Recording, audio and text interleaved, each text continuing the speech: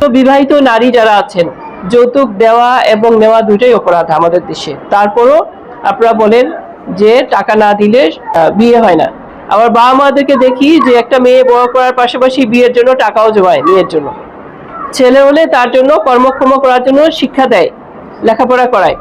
আর মেয়ে হলে অল্প একটু লেখাপড়া করুক বা না করুক, কি করে মেয়ে বড় হওয়ার পাশাপাশি বিয়ে দেওয়ার জন্য টাকা জমায়।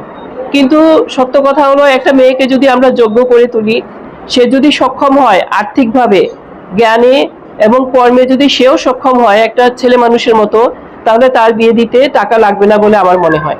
অভাব বেড়ে যায়। তো এই অভাব থেকে মুক্তি পাইতে হলে বাল্য বিবাহ বন্ধ করতে হবে। দ্বিতীয়ত হচ্ছে বললাম শিক্ষার ব্যাপার। শিক্ষা যদি আপনাদের মাঝে ঢুকে যায় তাহলে আপনারা অবশ্যই ভালো পথ খুঁজে পাবেন। আপনি কেন পুরোহিত হতে পারবেন না?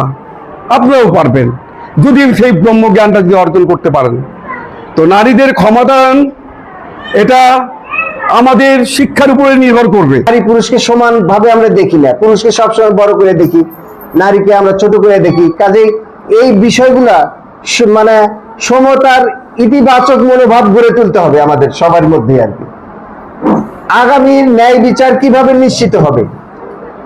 ন্যায় বিচার নিশ্চিত করতে হলে অবশ্যই বিচার ব্যবস্থার দ্রুত ও ন্যায্য প্রক্রিয়া নিশ্চিত করতে হবে।